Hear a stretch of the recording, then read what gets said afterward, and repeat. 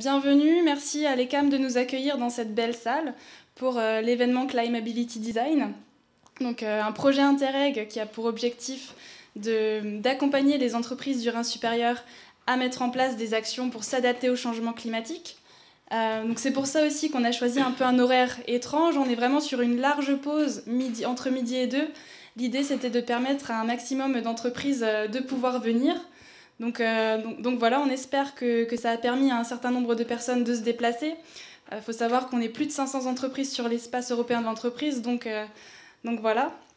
Je me permets juste de vous faire un petit rappel. Donc déjà, voilà un petit aperçu des partenaires. Donc un grand merci à tous les partenaires qui interviennent, que ce soit les partenaires de Climeability Design.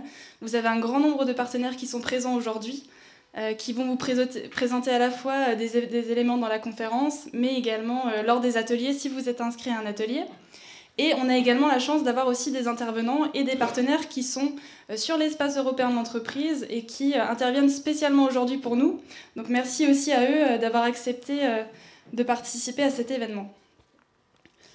Un rapide rappel donc, du petit programme qui est assez dense. Donc on va commencer jusqu'à 12h15 pour la conférence « Quel avenir dans l'espace ?»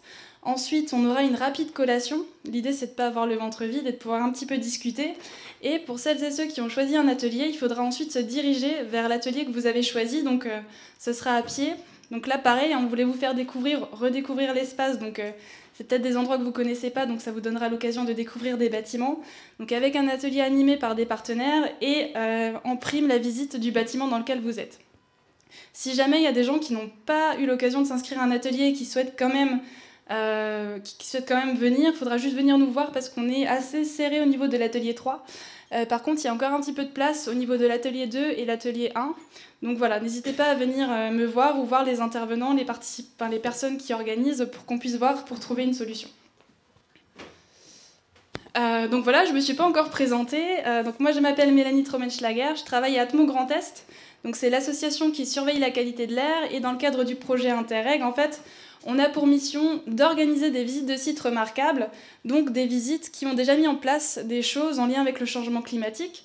On s'est aperçu que c'était assez compliqué, mine de rien, parce que finalement, il y a des choses intéressantes qui se font, que ce soit dans le cadre de la biodiversité, d'une mobilité plus douce, mais on n'est pas encore dans cette réflexion-là. Et donc, en fait, c'est avec beaucoup de discussions, notamment avec la CCI, qu'on s'est dit l'espace européen de l'entreprise avait quelque chose d'intéressant. Et c'est aussi pour ça qu'on s'est dit pourquoi pas revenir sur l'historique de ce projet et pourquoi pas essayer de voir quels sont les enjeux actuels et qu'est-ce qu'on peut mettre en place à la fois à l'échelle collective, donc avec tous les participants et tous les usagers, mais aussi de manière individuelle dans le cadre de son bâtiment et de sa politique RSE. Donc un rapide mot sur Atmo Grand Est pour que vous puissiez un petit peu savoir qui on est. Donc on est l'association agréée par le ministère de la Transition écologique qui a pour mission de surveiller la qualité de l'air. Donc la qualité de l'air, mais pas que. On surveille aussi tout ce qui est radon, radioactivité. On a des stations de mesure un petit peu partout dans le Grand Est, que ce soit des stations fixes ou des stations mobiles, des plateformes de modélisation qui permettent d'avoir des simulations assez précises à différentes échelles. Et on est aussi le compteur qui permet vraiment d'avoir les données air, climat, énergie à l'échelle du Grand Est. On vous a remis le site parce qu'on trouvait que c'était intéressant. À l'échelle du territoire, vous pouvez vraiment voir quels sont, dans votre collectivité, les enjeux en termes de données air, climat, énergie. Donc voilà, je m'arrête là. Ce que je vous propose, c'est vraiment maintenant d'avoir une introduction sur ce que c'est, ce qui nous attend en termes de changement climatique dans le Rhin supérieur, pour pouvoir ensuite voir quelles sont les actions à mener. Et je laisse donc la parole à un spécialiste du climat pour le coup, donc David Pelot. Tu as la parole. Merci beaucoup Mélanie. Bonjour à toutes et à tous. Donc déjà, merci beaucoup Mélanie et toute l'équipe de m'avoir proposé d'intervenir lors de cette conférence ce matin pour vous parler un petit peu de météo et de climat sur la région du Rhin supérieur. Donc la région du Rhin supérieur, c'est l'Alsace côté français, c'est le canton de Bâle côté suisse et c'est l'extrême sud-ouest de la région du Baden-Württemberg côté allemand. Donc on va un petit peu voir quel est le climat, que l'on observe l'évolution du climat sur ces dernières décennies sur la région du Rhin supérieur. Et puis je vous proposerai quelques projections futures, plus spécifiquement sur le secteur de l'espace européen de l'entreprise. Donc tout d'abord, on commence par le paramètre des températures. Donc comme vous le savez sans doute déjà, on a une augmentation des températures moyennes sur l'immense majorité de la planète et également sur la région du Rhin supérieur avec un réchauffement de l'ordre de plus 1,4 degré sur les dernières décennies comparé à la période de référence 1850-1900.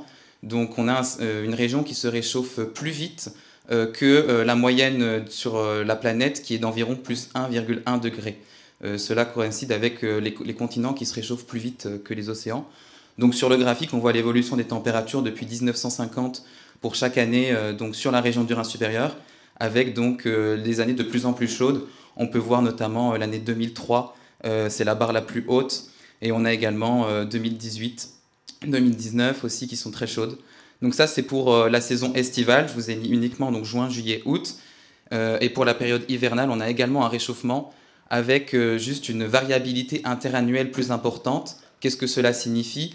Ça veut dire qu'en fait, on a une plus grosse variance d'une année à l'autre. On peut avoir des années légèrement plus fraîches et des années bien plus chaudes, alors que sur la saison estivale, on a vraiment un réchauffement linéaire avec des années de plus en plus chaudes, plus on se rapproche d'aujourd'hui.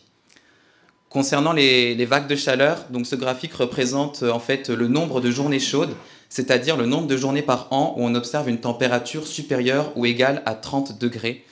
Et donc depuis les années 60 jusqu'à aujourd'hui, en fait, c'est la moyenne de 5 villes, stations météo, qui sont situées dans des villes de la région du Rhin supérieur, donc Bâle, Colmar, Freiburg, Mulhouse et Strasbourg. Et on se rend compte que jusque dans les années 90, on avait en moyenne 10 jours par an où on dépassait les 30 degrés.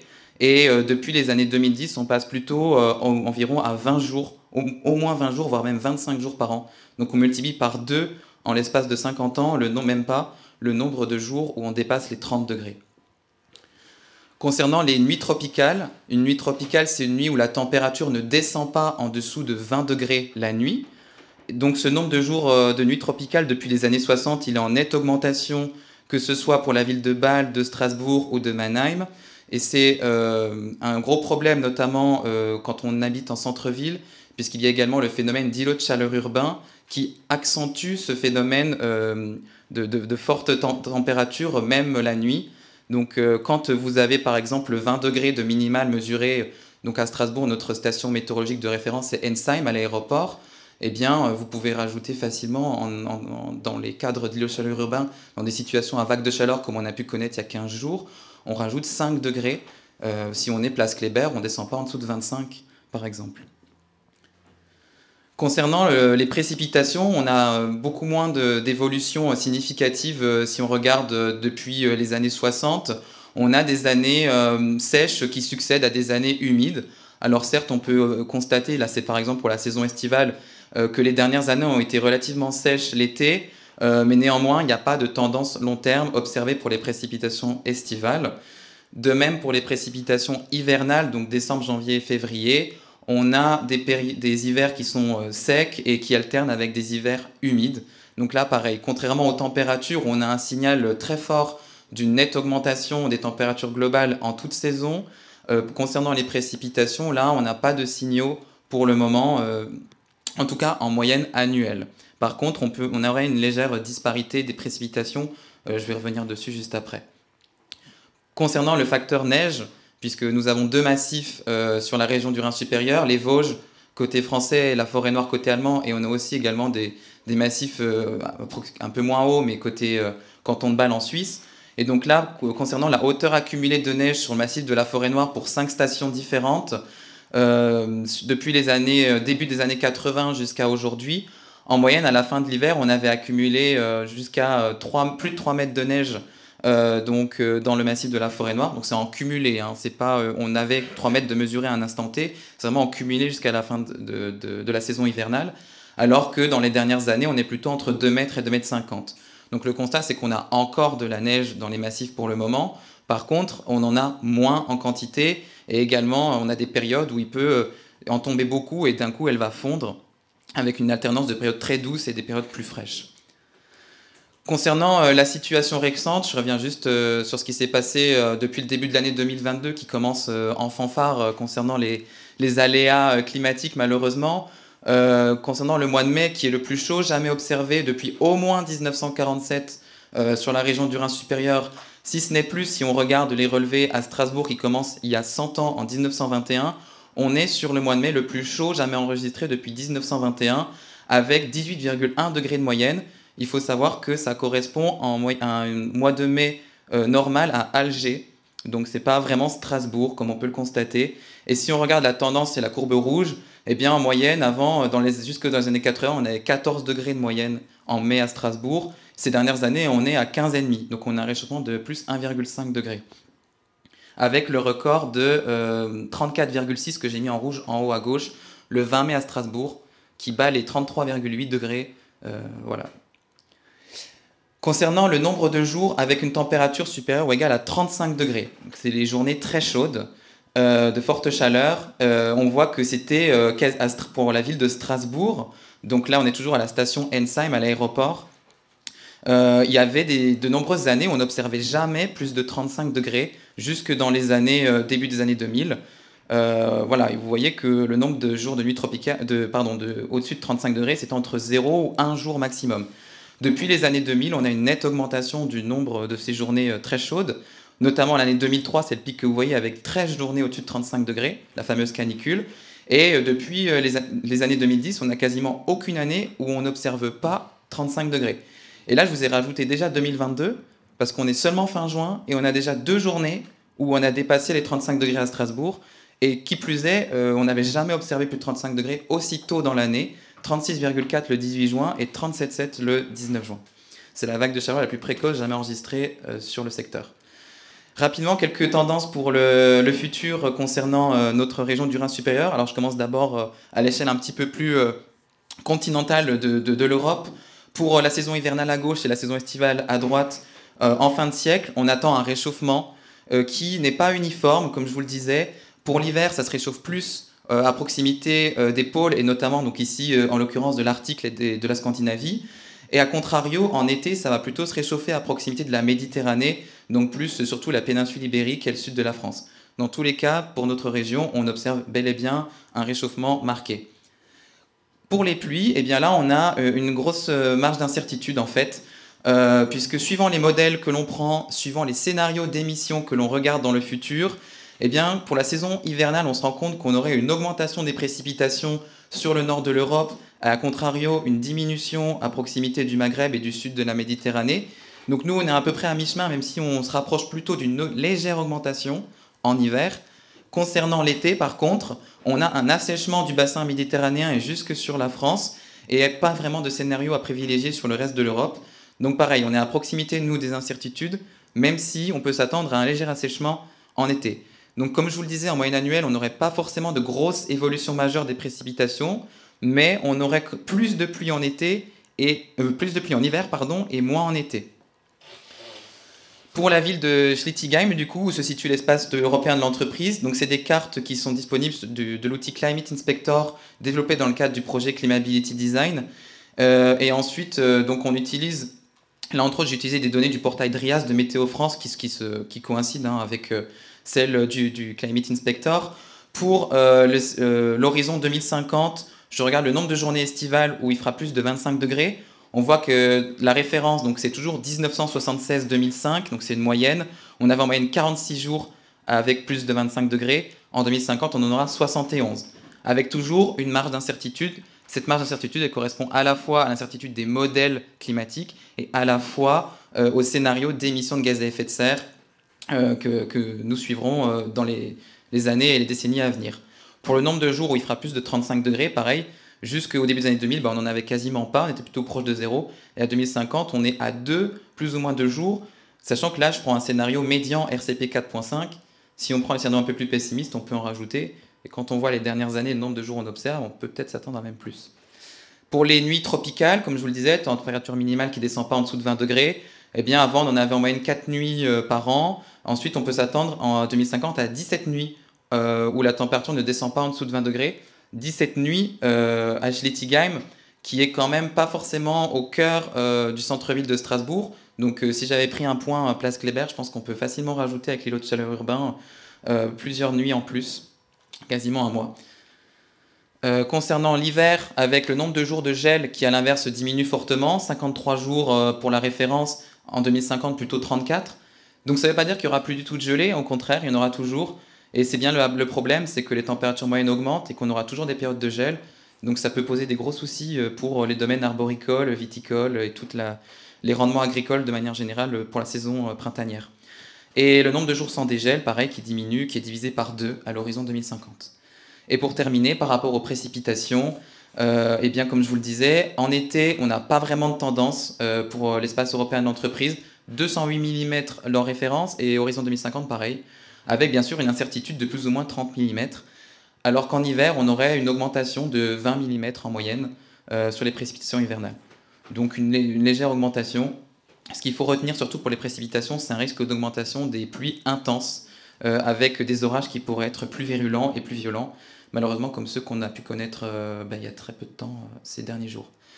Et le débit des rivières, bien sûr, qui va être modifié puisque le régime de pluie évolue. Et donc, on peut s'attendre à une diminution du débit des cours d'eau en saison estivale associée à une augmentation de l'évapotranspiration, c'est-à-dire des températures et une diminution des précipitations notamment. À l'inverse, en hiver, on peut s'attendre à une légère augmentation des débits liés à l'augmentation des précipitations et aussi au fait que les précipitations tomberont plus sous forme de pluie que sous forme de neige, et donc elles iront directement dans les cours d'eau, et donc ça fera gonfler un peu le débit. Voilà, je vous remercie pour votre attention, et si vous voulez davantage de compléments, vous avez le portail DRIAS et le Climat HD qui sont deux outils développés par Météo France, et sinon sur le site Climability, il y a différents outils que je vous présente d'ailleurs, je vous présente Climadiac cet après-midi dans l'atelier 2. Merci beaucoup.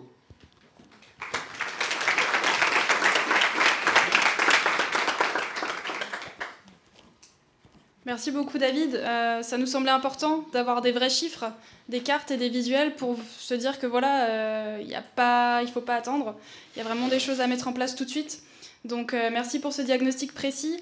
Ce que je vous propose maintenant, c'est de revenir un petit peu justement sur l'historique de la création de cet espace qui peut être peut-être critiquable. On est sur un espace qui est sorti de rien, de nulle part. On le referait peut-être pas aujourd'hui, mais en tout cas qui a quand même réussi à s'adapter, à changer des usages, à mettre en place des choses intéressantes. Donc pour cet historique, je vous propose d'accueillir Monsieur Maciejewski. Donc Monsieur Maciejewski qui est le premier adjoint à la mairie de Schiltigheim en charge. Donc si je me trompe pas si j'essaye de ne rien oublier, donc de l'écologie, de l'urbanisme, de la mobilité et du personnel. Je crois que c'est ça. En tout cas, je vous laisse prendre la parole.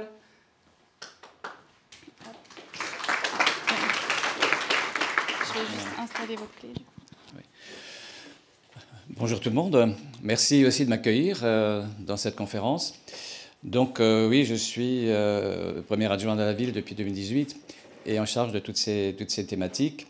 Et par ailleurs, je suis aussi président de la compagnie des transports strasbourgeois, la CTS. Voilà, donc en attendant que la zone, qu'on arrête, je ne sais pas si on peut trouver. Voilà. Alors ce sera celle-ci ou celle-ci? Présentation, ouais, ça doit être celle-là. Oui. Voilà. Voilà, donc je fais une petite présentation, mais elle est un peu bricolo par rapport à la précédente. Mais bon, que j'avais pas tellement de temps ces derniers temps, c'est vrai aussi. Voilà. Donc quel avenir dans l'espace européen de l'entreprise? C'est la question qu'on se pose depuis longtemps, en tant qu'élu en tous les cas. Comment cette zone peut évoluer? Elle a été assez... Ça va pas tarder à venir, voilà. On peut aller tout de suite à la suivante, parce que...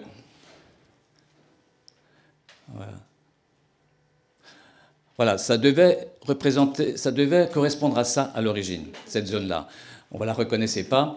C'était le fameux synchrotron qui devait s'installer là et qui finalement ne s'est pas installé là. Donc la zone a été réservée. C'était en rapport avec le CRNS justement qui avait déjà un réacteur nucléaire. Et donc l'idée, c'était de faire un accélérateur de particules sur ce secteur-là. Et donc, Schiltigheim, Strasbourg et tout le secteur, évidemment, était c'était prévu qu'ils s'installent là.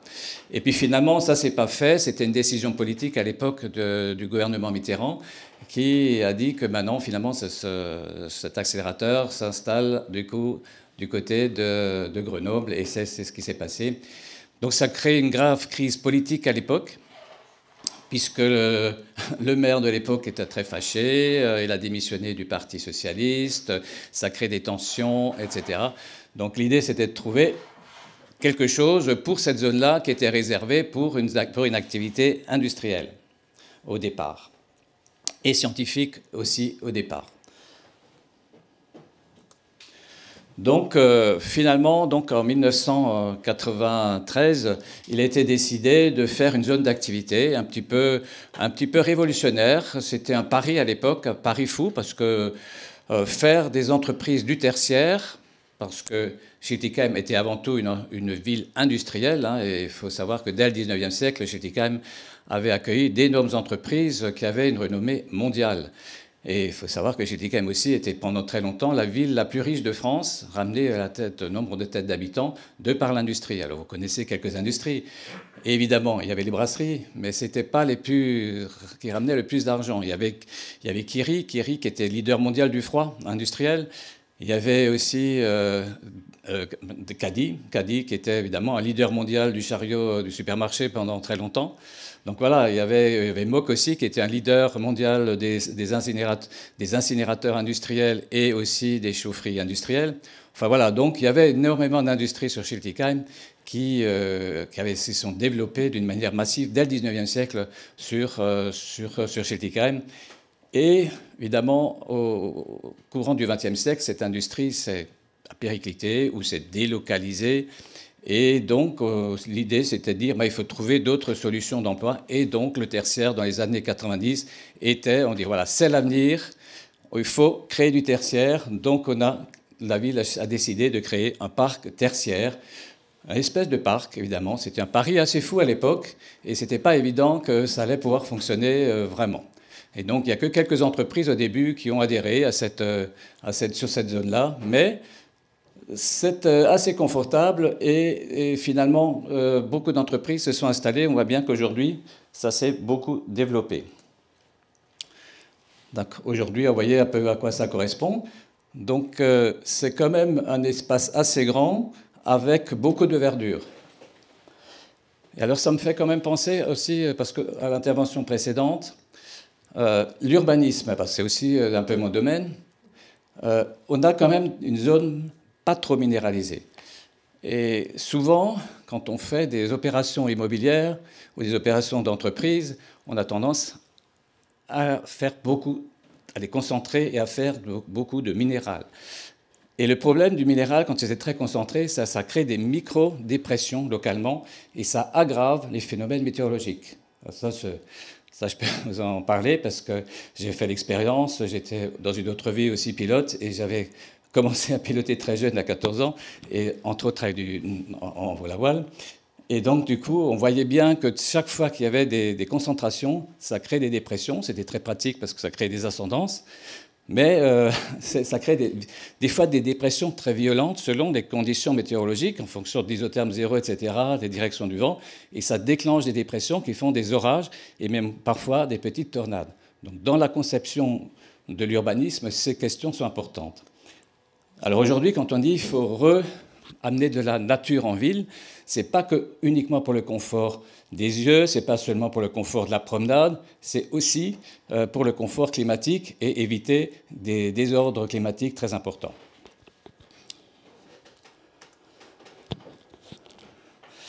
Donc cette zone d'aménagement concerté fut créée donc par délibération du Conseil des communautés urbaines de Strasbourg le 2 avril 1993 sur les communes de Schiltigheim, Niederosbergen et Strasbourg, mais essentiellement donc Schiltigheim.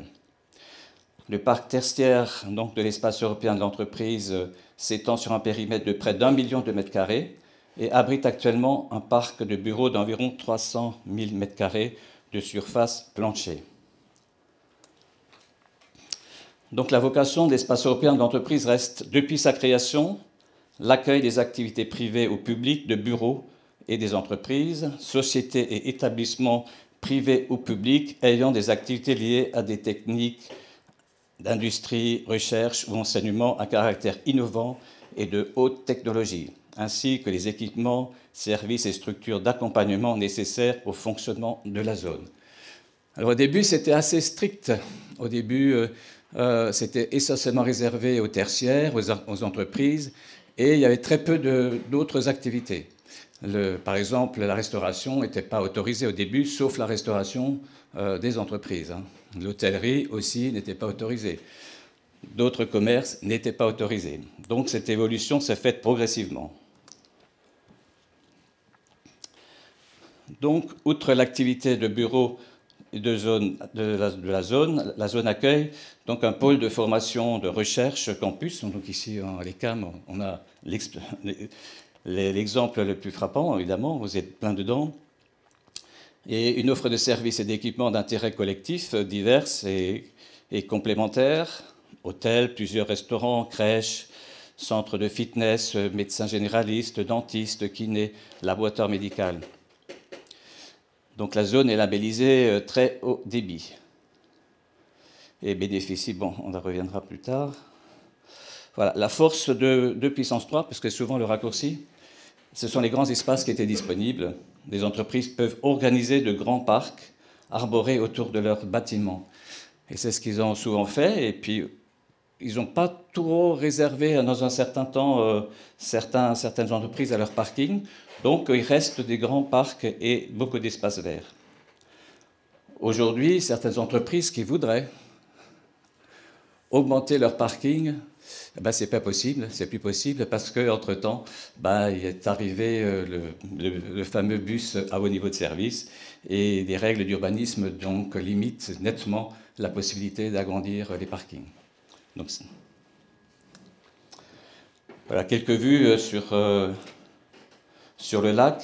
Et cette partie, donc le lac, au départ, qui était vraiment un objet technique de rétention des eaux de pluie et aussi un réservoir en cas d'incendie, est aussi devenu un objet de promenade et aussi un objet tout à fait intéressant dans l'animation de cette zone.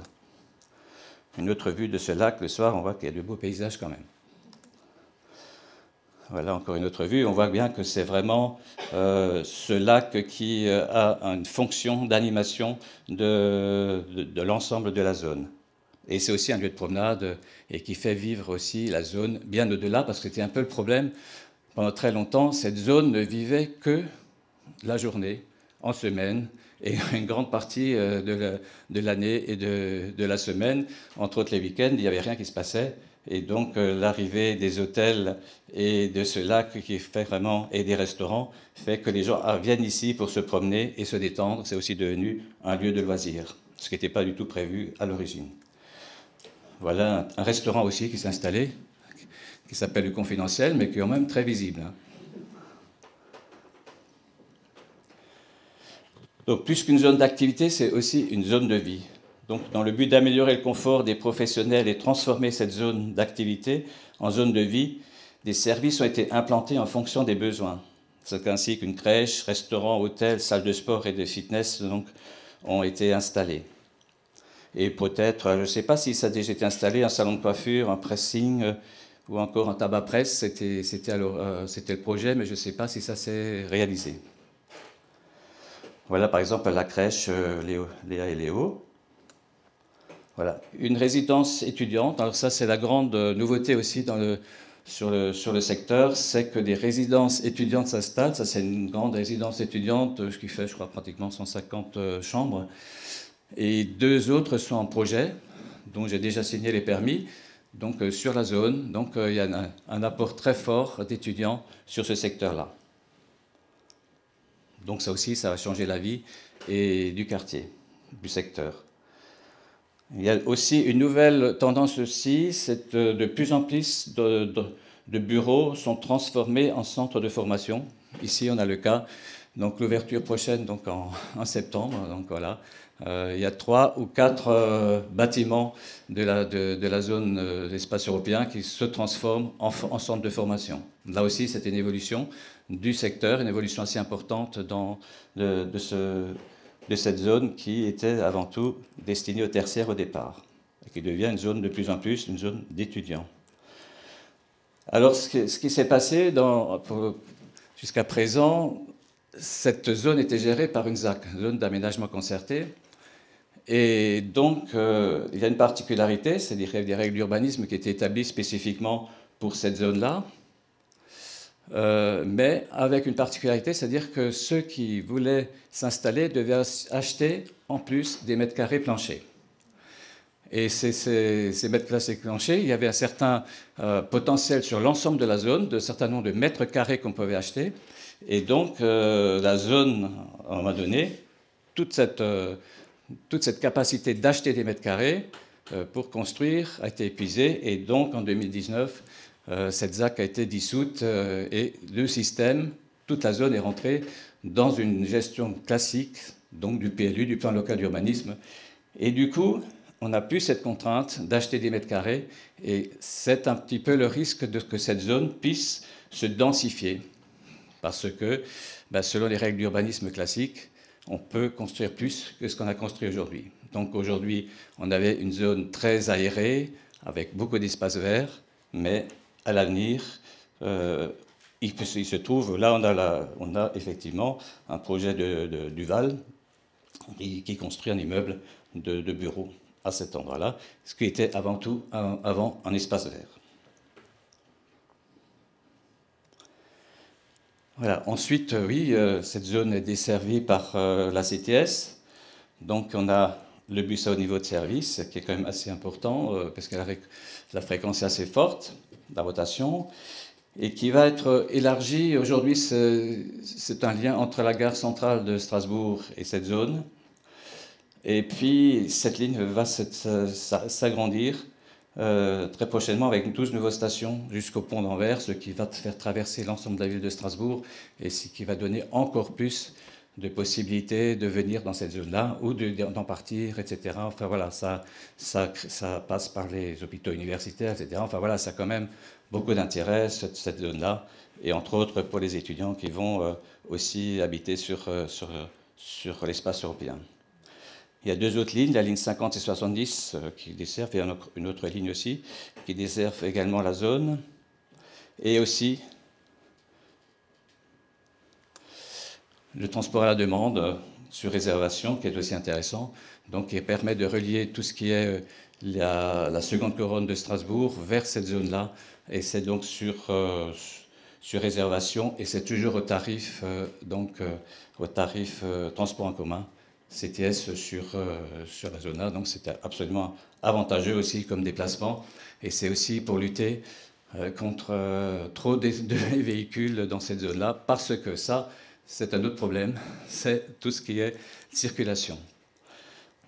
Alors cette zone avait été prévue, donc, quand elle a été construite, avec un vieux plan qu'on appelle de circulation, un axe qui est la voie de liaison ouest de la vieille Lyon, qui devait longer complètement, et elle était complètement adossée à cet axe-là, et cette voie ne s'est jamais faite. Et du coup, on a quand même beaucoup de problèmes dans la circulation, et les entreprises qui travaillent, c'est certains horaires, à certains horaires, c'est très très difficile de sortir de ce secteur-là, et ça râle de temps en temps, et on essaie de trouver des solutions malgré tout pour essayer de faciliter les choses, mais en tous les cas, les pistes cyclables sont là. Plus en plus de personnes viennent en trottinette et en vélo sur les pistes cyclables. Et puis, il y a les transports en commun qui sont quand même très, très performants. Et puis, avec le TAD, donc le transport à la demande, aussi, qui est présent. Donc, ça permet, il y a beaucoup de choses qui permettent aujourd'hui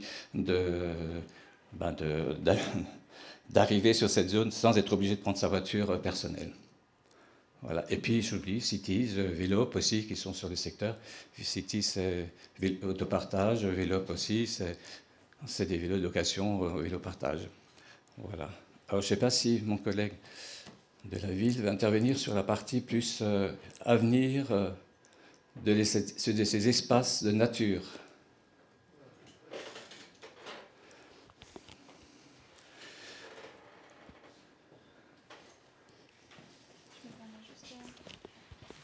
Alors oui, Monsieur Sévelinge, si vous avez en 3-4 minutes la possibilité de juste intervenir, comme ça on reste dans notre timing. Oui, bien sûr. Bonjour à tous. Damien Sevelinge, donc je suis chef de service espace public et naturel à Schiltigheim. Juste au niveau, dans la ville, on a engagé une transition très forte au niveau de la gestion de nos espaces verts. Donc on est passé en gestion différenciée, donc avec une intervention qui se veut plus faible pour préserver nos espaces verts. Donc mise en place de prairies de fauche, mise en place de haies pour pouvoir accueillir la biodiversité. Donc ça, c'est ce qu'on essaie de mettre depuis cette année. Enfin, ça a commencé avant, mais là, ça a vraiment été mis en place avec les services des espaces verts. On a fait suivre des formations à nos agents pour qu'ils puissent bien comprendre l'intérêt de l'utilisation de la gestion différenciée. Et donc là, une fois que ça va vraiment être pérennisé. Ce qu'on aimerait, nous, c'est vraiment d'amener les entreprises à aussi adapter cette nouvelle forme de gestion différenciée pour que des grandes zones comme ça puissent participer à des lieux de vie pour les habitants. Parce que comme ça a été expliqué avant, on se rend compte qu'il y a pas mal d'endroits qui ne sont pas exploités le week-end. Donc c'est quelque chose qu'on aimerait pouvoir développer. De la même façon, par exemple, dans les cours d'école, on fait des changements en mettant des cours oasis. Donc des cours où on aimerait aussi qu'ils puissent être mis à disposition du public le week-end, parce que c'est tous ces endroits qui sont vraiment très intéressants, mais qui sont en fait complètement privatisés d'une certaine façon. Et donc on aimerait maintenant, dans la démarche vraiment biodiversité, climat, pouvoir intégrer tout le secteur privé. Et donc on aimerait à terme pouvoir travailler avec les entreprises qui sont sur Schiltigheim pour qu'elles aussi puissent essayer d'intégrer ces notions. Alors on voit ici quand on vient, enfin moi je suis venu en vélo, voilà, le vélo, on voit que les pistes cyclables se développent. On voit aussi que les entreprises commencent à faire des actions. On peut voir, il y a certaines entreprises qui décident de mettre des potagers, qui décident de mettre des choses qui sont un peu communication, comme font de l'apiculture par exemple. Mais on pense qu'on peut faire plein d'autres choses en mettant des haies vives qui seraient plus intéressantes pour la biodiversité que de mettre des haies de Troène qui sont taillées sur 3 faces. Donc ça, c'est des choses sur lesquelles on aimerait pouvoir communiquer et travailler avec eux pour qu'ils trouvent un intérêt aussi pour leurs salariés d'être dans un environnement qui soit un peu moins, comme on dit, béton vert que pelouse bien tondue et des haies bien taillées. Donc ça, c'est quelque chose qu'on aimerait mettre en place dans l'avenir. Et puis après, à terme, on aimerait aussi faire ça avec le public, les habitants, pour que chaque habitant comprenne que la présence de son jardin, c'est un bien un peu commun pour tous les habitants. Et donc ça veut dire aussi passer par mettre des systèmes un peu d'alerte qui nous dit que on n'aurait pas forcément le droit de couper un arbre chez soi parce qu'il met des feuilles par terre, mais que l'arbre il a un bienfait pour tout l'environnement, et que c'est l'ensemble de toutes ces petites actions qui font qu'on pourra retrouver une ville qui sera plus vivable à terme, parce que comme on l'a vu tout à l'heure, en termes de température, il va falloir comprendre que ce n'est pas la climatisation qui va nous permettre de mieux dormir, mais que ça sera plutôt la présence d'un arbre au pied de chez soi qui est plus important. Donc voilà, donc ça, au niveau du privé, c'est vraiment quelque chose qu'on aimerait mettre en place, et je pense qu'une zone comme l'espace européen, c'est vraiment, ça se prête parfaitement à ça, parce que, comme on a dit, on a la chance d'avoir des sortes de mini-parcs qui sont collés les uns aux autres, et que ces parcs ils peuvent avoir un potentiel extrêmement fort pour que ce soit biodiversité et climat. Voilà. Merci Damien pour ces explications, et c'est vraiment cette partie de sensibilisation qu'on fait aussi bien au niveau de la ville même, mais que ça puisse aussi se faire sur cette zone d'activité qui a justement ce fort potentiel de pleine terre encore, et cette pleine terre il faut la protéger. On essaie de la protéger, évidemment on est très attentif à tous les permis, les nouveaux permis qui peuvent se présenter. Et en tous les cas, on est très exigeant par rapport aux arbres qui existent, et on demande à ce que ces arbres ne soient pas coupés, en tous les cas. Et si jamais ça devait être le cas, qu'ils soient complètement compensés par de nouvelles plantations équivalentes dans le même projet. Donc c'est vraiment des contraintes qu'on impose aussi à tous les promoteurs et propriétaires de cette zone-là. Voilà. C'est des fois pas toujours, on n'a des fois pas assez d'outils réglementaires pour le faire, mais on arrive de plus en plus dans cette logique-là. Donc profitons et gardons effectivement cette zone d'activité qui était critiquée à un moment donné parce que très étalée, mais ça permet aussi de donner de bonnes conditions de travail à des agents, et aussi un réservoir que ça devienne un vrai réservoir de biodiversité et pas seulement de l'espace vert à regarder.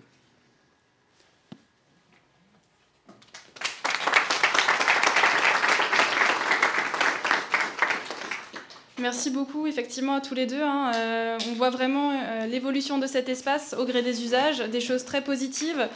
Vous parliez de la mobilité, justement. C'est vrai que maintenant, on peut se déplacer assez facilement à vélo. Il y a beaucoup de choses qui permettent d'avoir une mobilité plus douce. Je me souviens qu'il y a quelqu'un, à un moment donné, il est venu à Atmo Grand Est. Il n'y avait que 2 voitures. Il se demandait si les gens travaillaient ou pas. Donc c'est plutôt une belle évolution.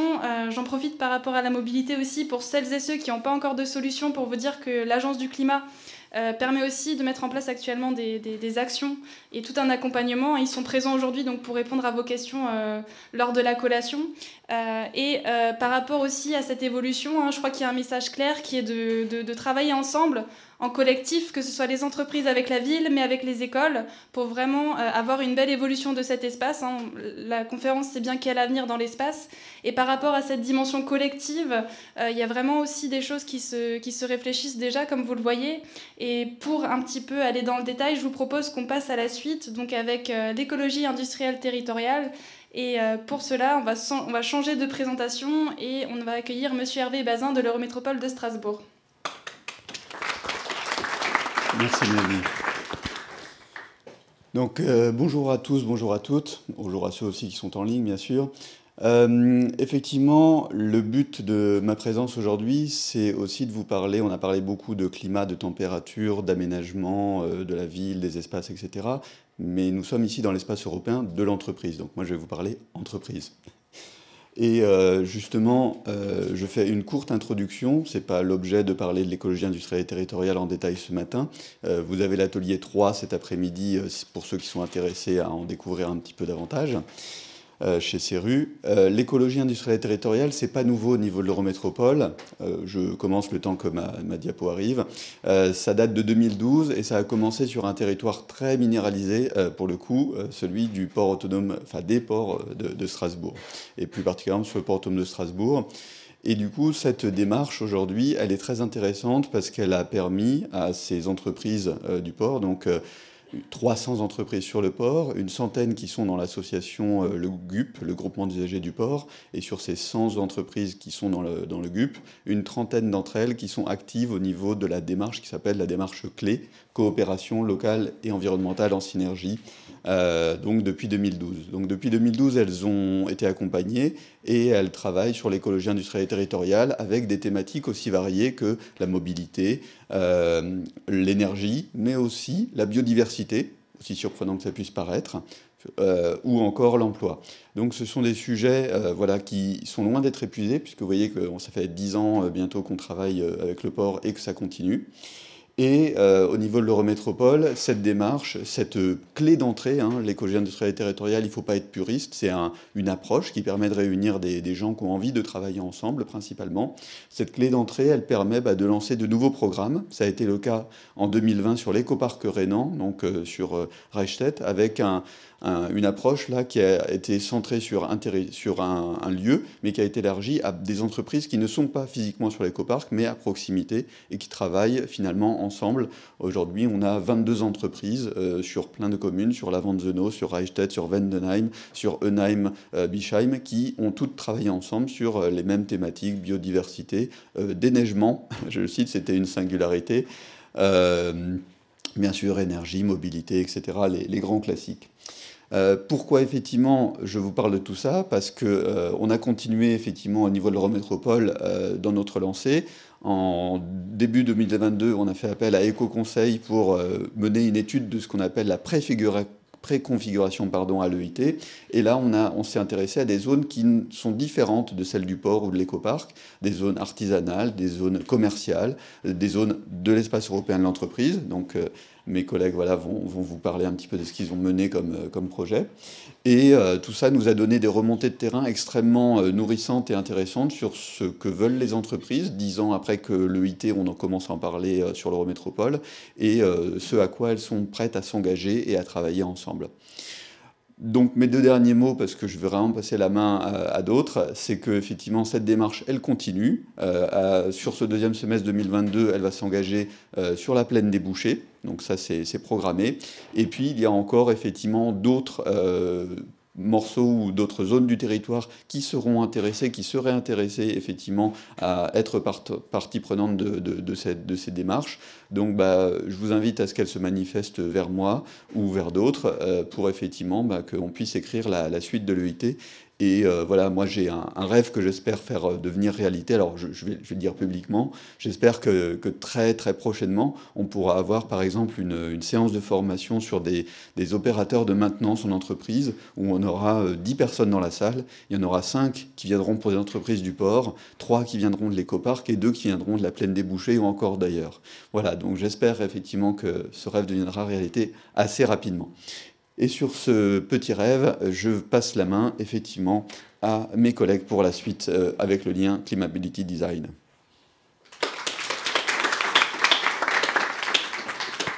Merci beaucoup, Monsieur Bazin. Donc là, effectivement, on va vous faire un petit focus sur les potentiels de l'espace européen de l'entreprise. Avant ça, une petite introduction sur justement toutes les analyses et toutes les choses qui sont faites dans le cadre de Climability Design. Donc je vais laisser la parole tout d'abord à Florence Rudolph, donc la coordinatrice de ce projet. Donc, tu peux... Merci. Merci, Mélanie. Voilà. Donc bonjour messieurs, dames. Voilà, donc je suis ravie d'être là aujourd'hui. Je remercie très très chaleureusement Atmo, notre partenaire dans Climability Design, d'avoir organisé cet événement. Donc effectivement, Climability Design, rapidement... accueille donc Alexandra Ripp, qui est une stagiaire d'Éco-Conseil, et on l'accueille dans le cadre du plan d'investissement d'avenir Campus des métiers. Donc en fait, on a vraiment un partenariat à la fois avec ce plan d'investissement d'avenir et avec nos projets. Donc ce sont 2 projets, comme vous le voyez, pour un rapide rappel, qui sont donc des projets Interreg, on l'a déjà dit, en transfrontalier. Et dans le cadre de ces projets, toujours l'accompagnement des PME, des PMI. Donc l'accompagnement, qu'est-ce qu'on veut dire par là ? On veut dire qu'on travaille avec les PME, PMI pour mettre au point des outils qui les aident à prendre la mesure finalement des enjeux du changement climatique, à voir comment ça les concerne, comment ça les impacte et comment elles peuvent être acteurs, actrices du territoire. Ça, c'est très important. Donc, vous voyez, je ne vais pas lire la slide, mais enfin, donc il y a toute une dynamique, une évolution qui s'est faite au cours de ces projets.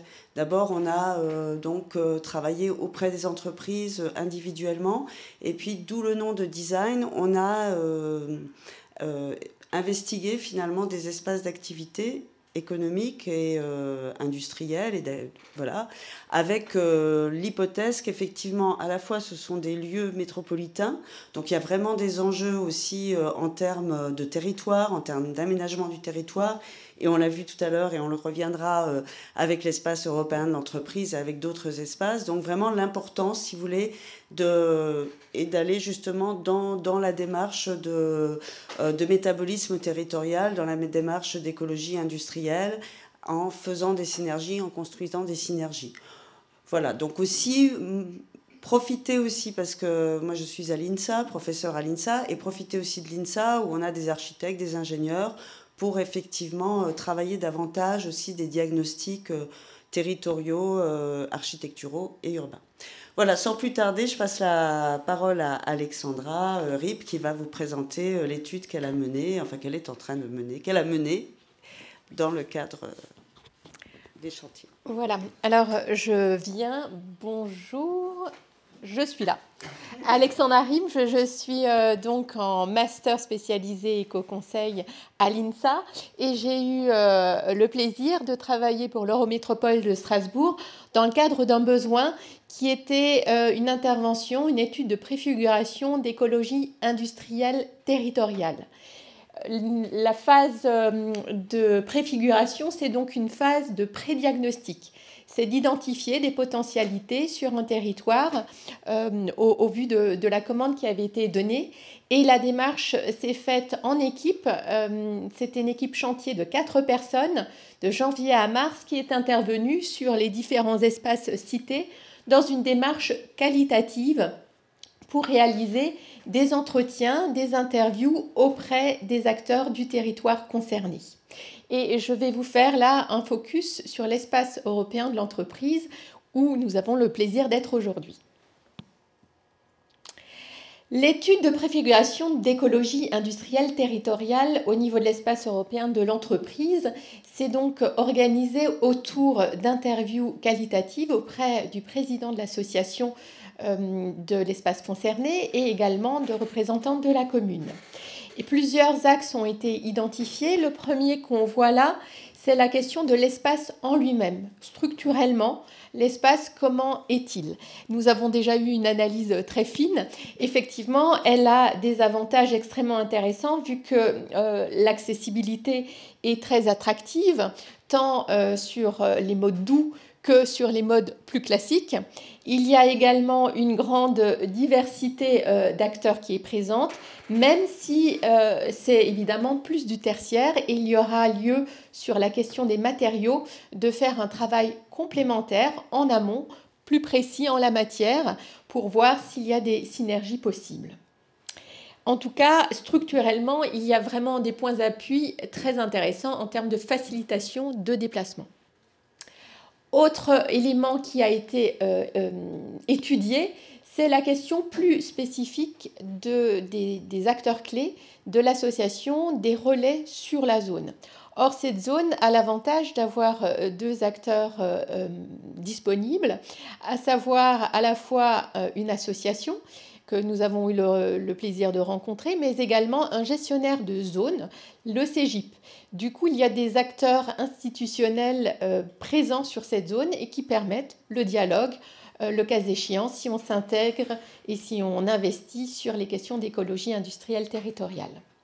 Donc, une association effective qui est moins sollicitée effectivement du fait du Covid, mais qui est toujours très présente et réactive, et une présence opérationnelle au quotidien d'un gestionnaire. Autre élément qui a été investigué également, ce sont les facilitations politiques, tant au niveau de la ville de Schiltigheim que de l'Eurométropole de Strasbourg. Et dans les 2 situations, il s'avère qu'il y a des contacts effectifs, interactifs et fluides entre les parties qui facilitent du coup également, bien sûr, les dialogues et les projets à venir, le cas échéant. Enfin, il y a la question des entreprises elles-mêmes. Les entreprises, point d'appui fort, c'est qu'il y a des sièges d'entreprise, donc avec des décisionnaires sur place, qui peuvent être des points d'appui dans l'hypothèse de collaboration à venir. C'est un point extrêmement fort et une présence très intéressante.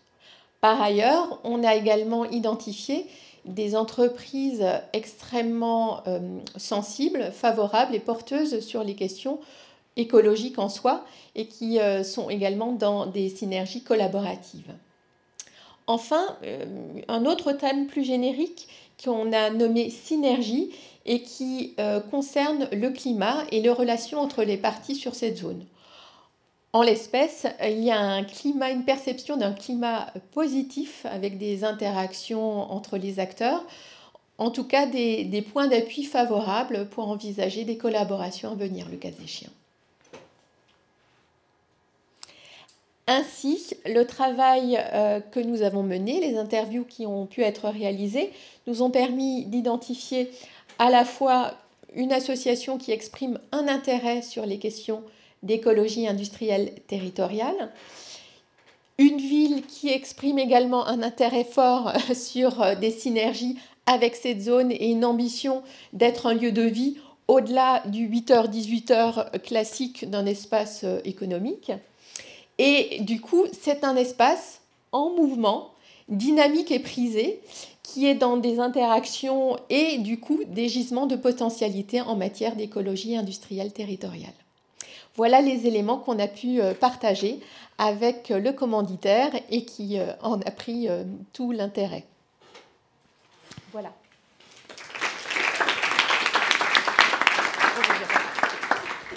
Merci. Donc je reprends rapidement la parole parce que je veux aussi qu'on laisse la place à la discussion, des échanges. Donc une collègue, Georgia Cristina Drelosi, qui malheureusement est malade aujourd'hui, donc je vais... c'est une architecte urbaniste qui a complété le travail effectué par Alexandra. Et donc, je vais rapidement présenter ces résultats. Donc, l'intérêt de ce travail, c'est de montrer aussi comment la lecture architecturale et ingénierie peut contribuer, si vous voulez, à améliorer, à accompagner justement les espaces d'activité. Alors, elle a fait tout un travail de rétrospective, d'analyse historique, et finalement, bon, elle a montré, ce faisant, l'importance de l'histoire aussi par rapport au diagnostic. Donc, je ne vais pas revenir là-dessus, puisque ça a été largement présenté. Néanmoins, ce qui est quand même important, notre collègue rappelait effectivement cette histoire malheureuse du synchrotron qui a été très, très mal vécue en Alsace. Mais c'est aussi important de rappeler qu'effectivement, l'espace d'activité européen d'entreprise s'est quand même installé sur des terres agricoles. Alors, je surligne ce point, puisque effectivement, la richesse de ce territoire, elle vient quand même, si vous voulez, de ce que nous avons consommé des terres agricoles pour installer un espace d'activité. Et ça, c'est une chose actuellement, vous le savez, qui est évidemment qu'on ne ferait plus. En tout cas, les personnes qui travaillent, si vous voulez, à la reconnaissance des enjeux écologiques, évidemment, ne feraient plus ce genre de choses. Alors, on a au cœur, finalement, de cet espace et de la manière dont on le fait évoluer, on a toujours cette tension entre à la fois l'importance de préserver des espaces verts, hein, qui maintenant sont verts, et en même temps de densifier, et vous savez que c'est quelque chose d'assez complexe. Alors, effectivement, je ne reviens pas sur cet aspect-là. Un autre point très important, c'est, on l'a dit, cette diversité, hein, cette diversité fonctionnelle, et ça également, c'est un point fort par rapport à l'urbanisme moderne des années, c'est la charte d'Athènes, c'est 1933, donc la démarche d'urbanisme par secteur. Là, ce qui est très important, c'est qu'on a finalement cette diversité fonctionnelle, et on voit bien que c'est une évolution qui va croissant, et ça, c'est évidemment une très bonne chose, parce que ça permet aussi de travailler à différentes temporalités, différents usages, et aussi de travailler les cohabitations entre les usages, et donc de créer des espaces publics vivants, de la sociabilité, etc.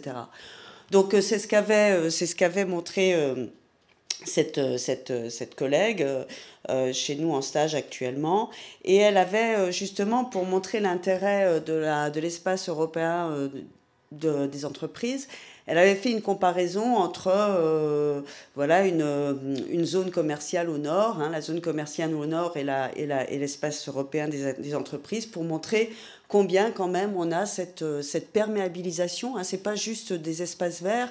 Ce qui est important aussi, c'est la perméabilisation pour tout le cycle de l'eau. Et on sait bien qu'il faut travailler à la déminéralisation justement des espaces d'activité économique qui sont souvent trop minéralisés, mais pas que, aussi nos villes. Donc voilà, oui, ça c'est aussi un point très important, parce que vous voyez, je vous parlais des zones agricoles. Donc avant que l'espace d'activité économique ne s'installe, eh bien, on avait des terres agricoles.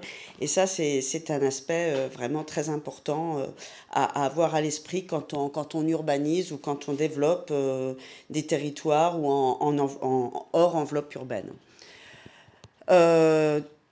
Important aussi, toujours ça va dans ce sens-là, hein, cet enjeu entre densification et entre végétalisation, déminéralisation. Toujours la question de l'étalement urbain, comment lutter contre l'étalement urbain, et toujours en veillant à ce qu'on n'ait pas une densification qui soit quand même trop insupportable du point de vue de la qualité de vie. Donc ça, c'est vraiment un enjeu, un défi, et c'est à chaque fois un peu la quadrature du cercle, mais malheureusement et malgré tout, il faut en tenir compte. Voilà, importance, effectivement, on a dit, beaucoup d'enjeux au niveau de la mobilité, beaucoup de potentiel, mais encore des marges de progrès, très très clairement. On est quand même encore dans un espace qui porte la marque quand même du tout automobile, malgré tout, avec des voiries très, très importantes, et peut-être, voilà, même si on a déjà des marges de progrès, quelque chose qui peut être encore amélioré. On l'a dit à plusieurs reprises, finalement, ce lac, effectivement, cette rétention d'eau, ce bassin d'eau est très très positif, à la fois en termes de paysage, en termes de pratique, de récréativité. Alors ici, pour conclure, un petit schéma, comment l'architecte peut aussi inviter, si vous voulez, à repenser ou à penser l'accompagnement de cet espace. Eh bien, pourquoi pas aussi construire en hauteur pour gagner justement, pour préserver au sol ces espaces verts qui sont particulièrement appréciés de multiples points de vue. Voilà, je vous remercie, et surtout je remercie donc Christina pour son travail. Merci bien.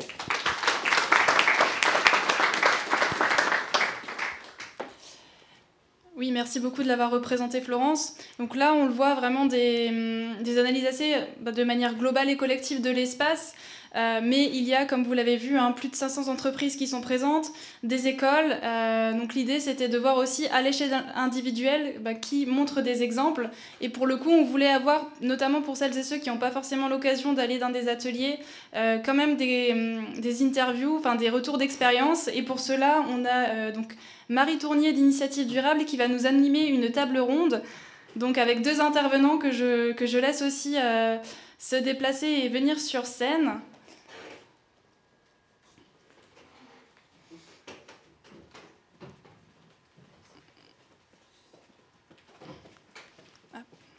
Voilà, donc merci beaucoup, et Marie, je vous laisse la parole. Merci beaucoup et merci à tous pour cette présentation vraiment très riche. Donc on est ravis de pouvoir vous faire un petit retour d'expérience avec 2 des acteurs avec qui on a travaillé. En quelques mots, peut-être d'abord pour ceux qui ne nous connaissent pas. Initiative Durable, nous, on est une association sur l'espace européen de l'entreprise et on a vocation à accompagner les entreprises et les collectivités à stimuler en fait des actions envers le développement durable pour ces acteurs-là. Et on a du coup plusieurs métiers et plusieurs types d'actions qu'on peut mener pour accompagner ces acteurs.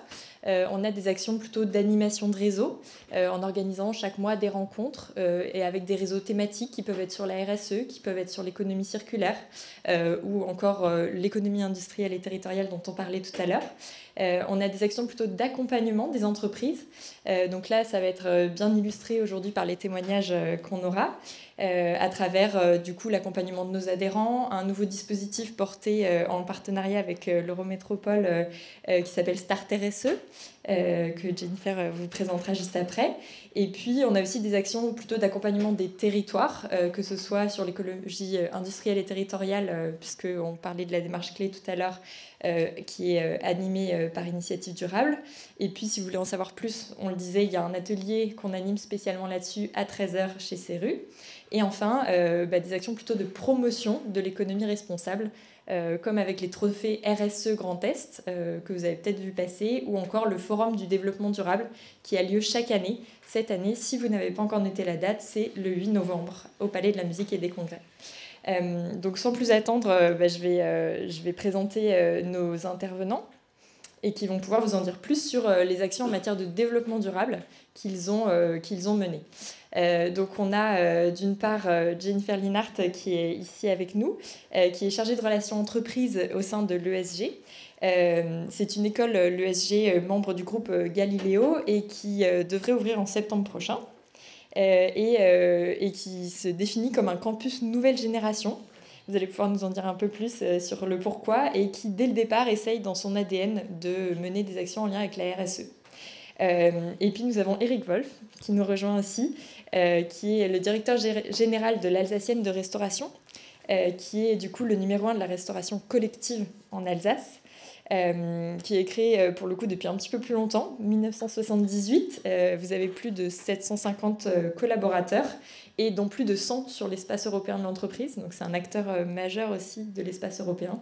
Et peut-être pour vous donner un ordre d'idée, c'est quand même une structure qui sert plus de 45 000 repas par jour sur toute l'Alsace. Donc c'est quand même une structure d'une sacrée ampleur. Peut-être, Eric, est-ce que vous pourriez commencer à nous dire pourquoi vous êtes lancé dans la démarche RSE, comment ça s'est passé, et puis qu'est-ce que vous avez déployé? Merci, bonjour à tous. Alors effectivement, alors déjà pour nous présenter un peu plus, nous on est présent sur la zone de Mittelfeld, qui est juste à côté, hein, donc, qui touche l'espace européen, donc on est vraiment dedans depuis 1988. Voilà, donc effectivement, c'était déjà une vision assez visionnaire du fondateur de l'Alsacienne de restauration pour nous situer ici. Alors bien modestement, hein, donc notre témoignage, évidemment, donc qu'est-ce qui nous a amené effectivement à la RSE? Alors déjà pour vous dire, effectivement, sur l'espace européen, sur les 45 000 repas, c'est 12 000 repas que nous fabriquons, parce qu'on a une unité de production où tous les jours, effectivement, partent des repas, sont livrés, partent effectivement avec des petites camionnettes et livrent notamment les écoles dans les environs de Strasbourg. Alors au début, effectivement, je dois vous dire bien modestement, ce n'est pas venu comme ça. C'est effectivement d'abord des collectivités qui nous ont amenés. C'était en 2008. Et c'est la ville de Strasbourg qui nous a demandé déjà de réduire nos gaz à effet de serre. Donc déjà, première prise de conscience, c'est de se dire, effectivement, lorsque nous fabriquons des repas et lorsque nous les consommons, eh bien, nous émettons des gaz à effet de serre. Et c'était intéressant c'était l'occasion de faire nos premiers bilans carbone et de voir précisément où on peut faire des efforts. L'engagement sur ces marchés, c'était de réduire nos gaz à effet de serre, à la fois dans la façon de fabriquer et à la fois dans ce que nous mettions dans les assiettes. En même temps, et toujours grâce à ces clauses de marché public, on nous a demandé de faire de l'insertion de collaborateurs éloignés de l'emploi.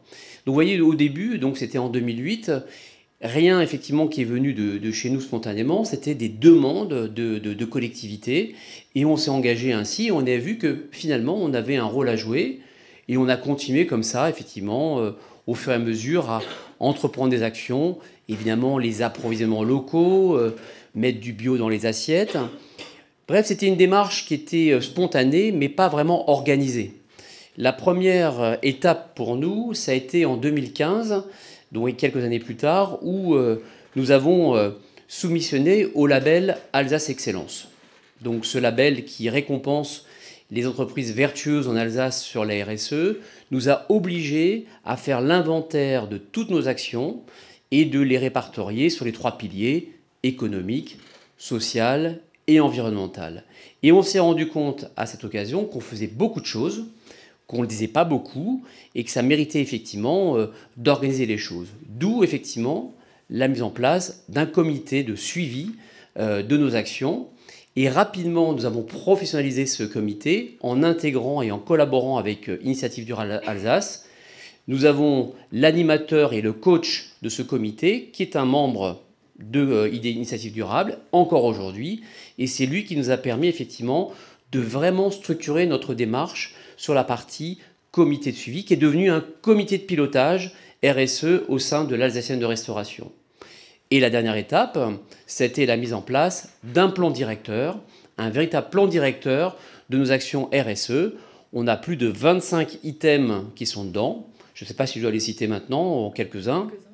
Il y a évidemment 3 peut-être qu'on peut mentionner. C'est déjà une cuisine responsable. Alors qu'est-ce que c'est qu'une cuisine responsable? C'est une cuisine qui va bien sûr mettre en avant une cuisine avec des produits, avec des signes de qualité. Là, on se place sous la loi Egalim. Certains ont entendu parler de cette loi, notamment pour faire vite, c'est notamment la suppression des plastiques, mais pas que, hein, c'est pour simplifier les choses. Mais effectivement, c'est aussi de mettre des produits avec des signes de qualité dans l'assiette. du bio, bien sûr, des produits labellisés ou des produits à haute valeur environnementale. D'ailleurs, ce qui est assez intéressant là-dessus, c'est que ça nous a encore une fois rapprochés de la Chambre d'agriculture, ici, parce que nous, bien sûr, on veut s'engager sur ces produits avec des signes de qualité, mais il faut en avoir de disponibles dans la région. Donc on va signer une convention très rapidement, là, d'ici le début juillet, avec eux, pour que nous, effectivement, on s'engage à avoir ces signes de qualité dans nos assiettes, mais qu'eux aussi fassent le sourcing nécessaire pour que nos producteurs en Alsace s'engagent à produire effectivement davantage de produits avec des signes de qualité. Par exemple, des produits à haute valeur environnementale, niveau 2, niveau 3, notamment pour les fruits et légumes.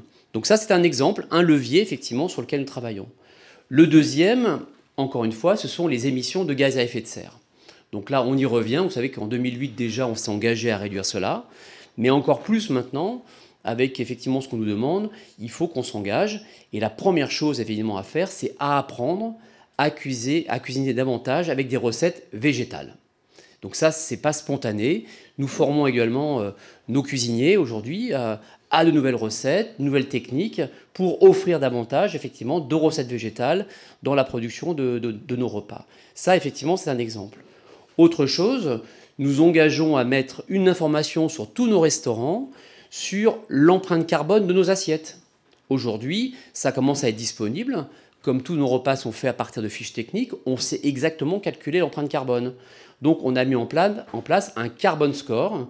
Et aujourd'hui, quelques restaurants commencent à être équipés. La Chambre d'agriculture, c'est le premier. Et on voit effectivement, en prenant un plat, bien sûr, si c'est un produit très carné, eh bien, vous aurez une mauvaise note sur la partie carbon score. Il y aura une feuille rouge ou noire qui va s'afficher sur le menu. À l'inverse, si vous prenez effectivement un plat plutôt avec des recettes végétales, eh bien, le carbon score sera vert. Donc ça, c'est un engagement qu'on prend de le développer sur l'ensemble de nos restaurants pour que les consommateurs, nos clients déjà, puissent avoir, comme un Nutri-Score finalement, avoir la connaissance de ce qu'ils consomment et, s'ils le veulent, s'engager à consommer moins de gaz à effet de serre dans leurs assiettes. Dernier volet, c'est effectivement le gaspillage alimentaire, encore effectivement des engagements que nous devons prendre. Donc là déjà, c'est de faire prendre conscience aux convives qui mangent dans nos restaurants de ce qu'ils jettent. Donc déjà, nous, c'est de peser les déchets effectivement à l'issue d'un self d'entreprise, évidemment, de les sensibiliser par rapport à ça. C'est aussi s'engager sur les dons, parce que lorsqu'il y a des repas non consommés, plutôt que de les jeter, eh bien, nous les donnons. Et nous avons quelques partenariats avec des acteurs sur l'Eurométropole, évidemment. Et puis, le dernier aspect, c'est si par hasard ça se jette, il faut le valoriser. Donc là aussi, quelques partenariats symboliques, mais ô combien enrichissants, avec des acteurs ici sur l'Eurométropole, comme Cycle. Cycle, ce sont des vélos qui viennent récolter effectivement les déchets et qui sont compostés. Il y en a une autre association qui s'appelle Green Phoenix, et là, ce sont des vélos cargo qui récupèrent aussi les déchets, et là, ils s'engagent aussi à les méthaniser. Donc voilà le genre de partenariat que nous prenons avec des acteurs locaux pour effectivement valoriser au mieux nos déchets et faire en sorte que nous inscrivions dans un cercle vertueux. Donc voilà où nous en sommes. Dernière étape. Où est-ce que vous allez ? Voilà, merci de me poser la question. Où est-ce qu'on va ? Notre ambition avec Initiative Durable Alsace, c'est d'aller vers l'entreprise à mission. Ça, c'est vraiment notre ambition. Nous repostulons à Alsace Excellence, un nouveau label, et dans la foulée, c'est s'inscrire dans l'entreprise à mission. Alors, une fois que vous avez défini, alors qu'est-ce que c'est que l'entreprise à mission ? Beaucoup le savent évidemment, mais une fois que vous avez défini vos objectifs sociaux et environnementaux, pourquoi ne pas aller plus loin et aller inscrire dans vos statuts déjà votre raison d'être ? Et puis effectivement, inscrire dans le statut les engagements que vous voulez prendre pour les rendre opposables aux tiers, notamment à nos collaborateurs, à nos clients, à nos fournisseurs. Alors évidemment, c'est contraignant, mais c'est tellement engageant et tellement valorisant déjà pour les équipes de l'Alsacienne de restauration qui s'impliquent là-dedans. C'est aussi quelque part rentrer dans le cercle d'entreprises vertueuses. Il y en a déjà quelques-unes qui sont entreprises à mission ici sur l'espace européen de l'entreprise. Ça, c'est aussi bien. Et puis, c'est quelque part rendre effectivement motivant tous les projets de la RSE qu'on peut engager. Donc voilà ce que je peux dire en quelques mots modestement encore une fois, sur nos engagements que nous prenons ici à l'espace européen de l'entreprise. Voilà, une entreprise effectivement qui est importante, qui est ancienne, mais qui souhaite effectivement s'inscrire durablement dans la RSE. Voilà, merci beaucoup.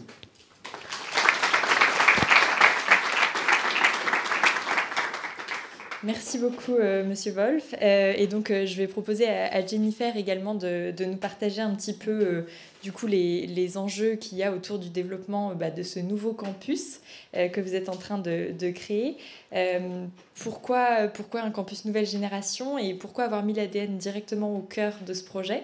Et puis, peut-être nous dire dans quel cadre vous avez été accompagné. Donc, vous avez été accompagné dans le cadre de Start RSE.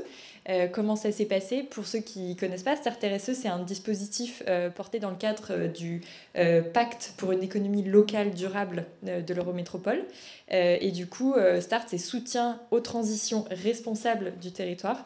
Et donc, c'est un dispositif en plusieurs étapes pour les petites structures de moins de 50 salariés pour les engager dans cette démarche RSE. Donc, Jennifer va pouvoir nous en dire un petit peu plus. Merci.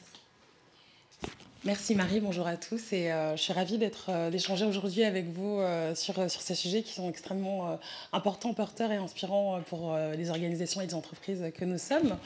Comme le disait Marie, moi je suis chargée de relations entreprises pour le groupe Galileo qui est un acteur de l'enseignement supérieur privé et nous ouvrons 3 rue de la Haye un campus multi-école. Donc, Marie le disait, nouvelle génération. Pourquoi nouvelle génération? Puisque, alors c'est un peu une expression finalement qui pour nous en fait veut surtout dire qu'on essaye vraiment au maximum de prendre en compte tous ces sujets de responsabilité sociale, sociétale et environnementale pour les insuffler à nos étudiants, à nos intervenants, à l'ensemble des utilisateurs de l'espace qu'on est en train de créer, qui est en plein travaux aujourd'hui, et qui accueillera du coup en septembre non seulement près de 200 étudiants, mais autant d'intervenants d'entreprises dont vous êtes potentiellement partie.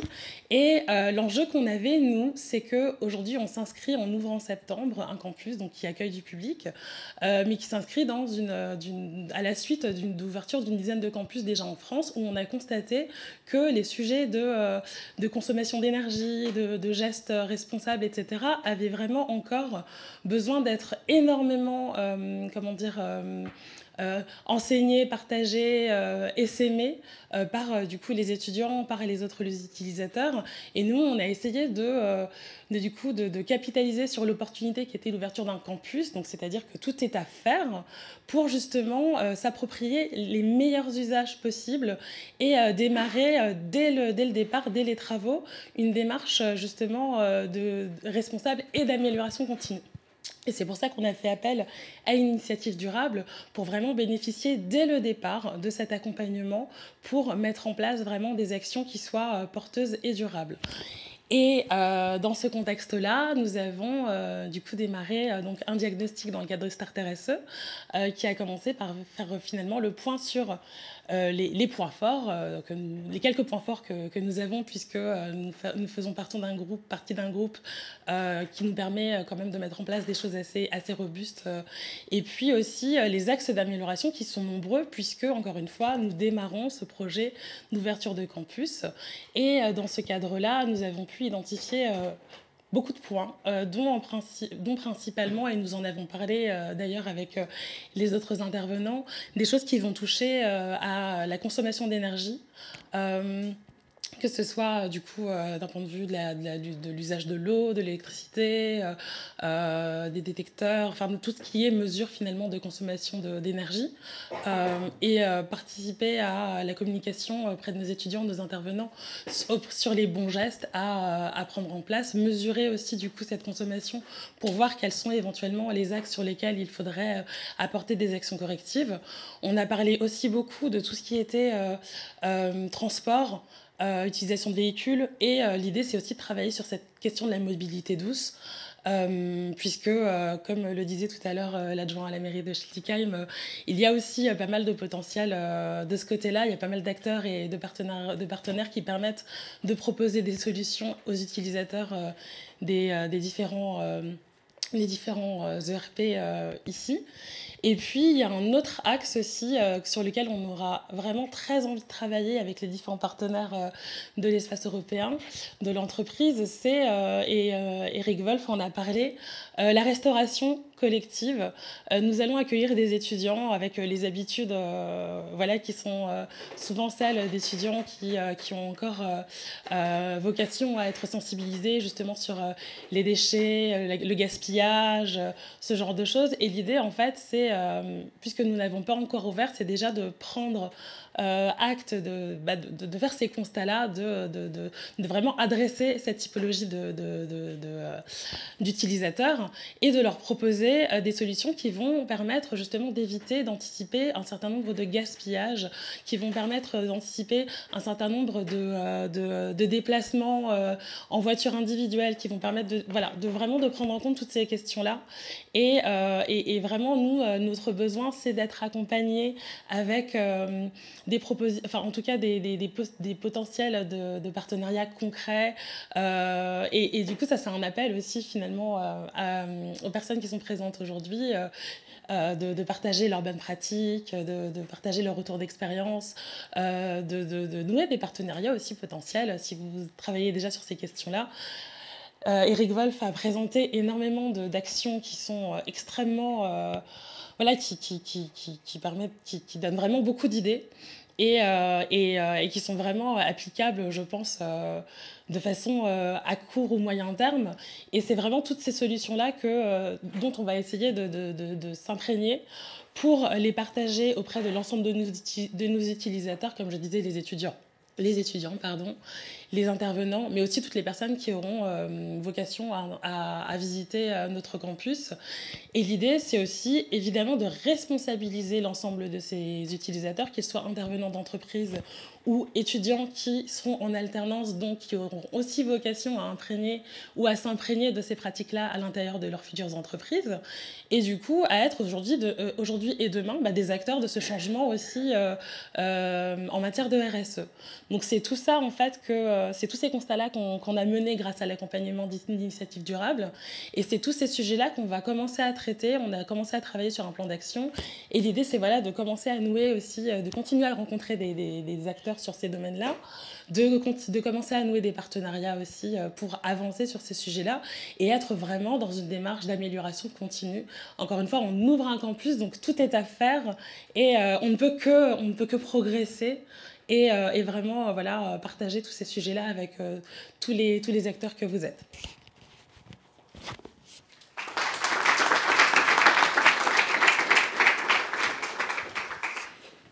Merci beaucoup. Juste un dernier petit mot du coup pour conclure. N'hésitez pas à venir nous voir à la fin. Il y a également ma collègue Karine qui est là, qui est en charge du dispositif Start RSE justement chez nous. Donc si vous avez des questions et que vous souhaitez en savoir plus, n'hésitez pas, on est là. Pareil, si vous avez des questions sur Initiative Durable, on est également plusieurs pour le représenter. Et puis, on espère vous retrouver pour ceux qui se sont inscrits à notre atelier cet après-midi chez CERU pour découvrir un petit peu l'écologie industrielle et territoriale. Merci à tous et je repasse la parole à Monique.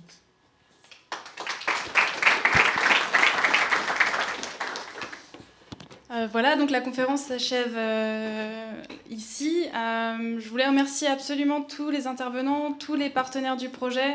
Un grand merci à ceux qui interviennent aussi pendant les ateliers, qui animent des ateliers. Merci aux intervenants extérieurs. Je pense qu'il y a eu beaucoup de choses, beaucoup d'informations. Comme on a un timing serré, donc s'il y a des questions, ce que je vous propose, c'est qu'on échange de manière conviviale autour de la collation qui a été gentiment installée par l'équipe de l'ECAM. Donc voilà, donc merci à toutes et à tous d'être venus ici. Si vous n'avez pas signé les feuilles de présence, je vous invite à le faire un petit détour avant d'aller vers la collation. Et petites dernières informations pour les ateliers. Donc l'atelier numéro 1 au SDEA, vous pourrez suivre à partir de 13h, donc Clémence, tu peux lever la main. Voilà, qui vous accompagnera au SDEA. Pour ce qui est d'Atmo Grand Est, ce sera ma collègue Raphaël Depro, donc, qui est tout au fond. Et pour ce qui est de la CERU, ce sera avec Lisa Janton, qui est juste à côté. Voilà, merci beaucoup.